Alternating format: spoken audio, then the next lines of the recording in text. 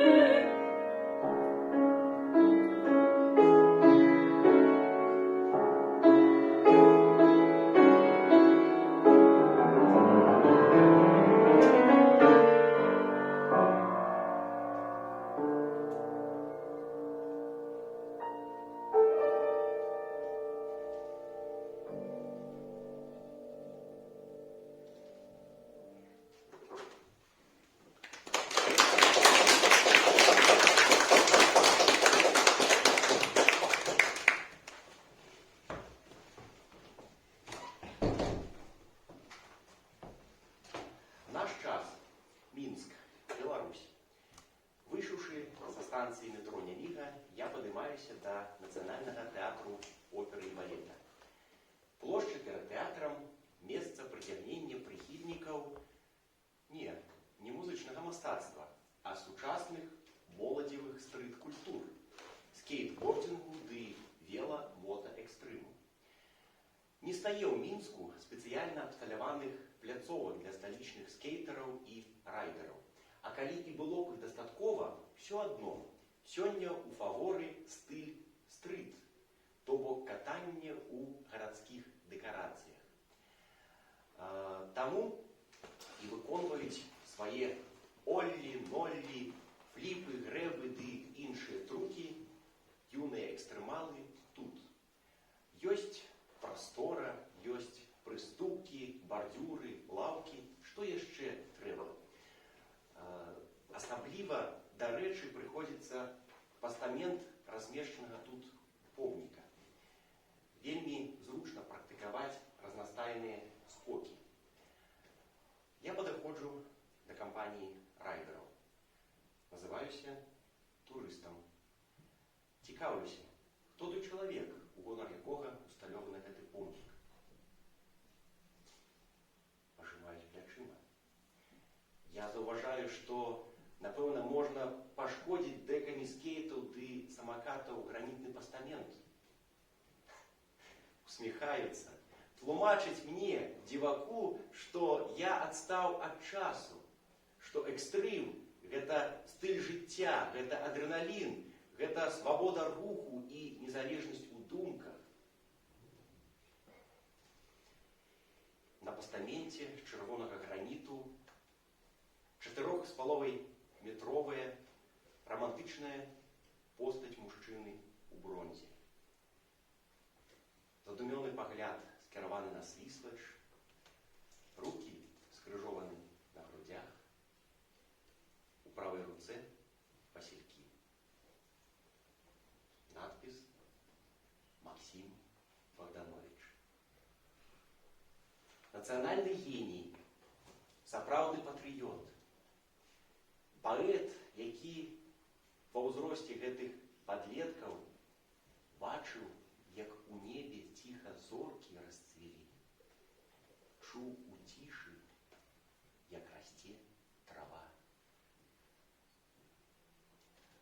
Я дастаю з заплечніка томік вершаў. Гэта вянок.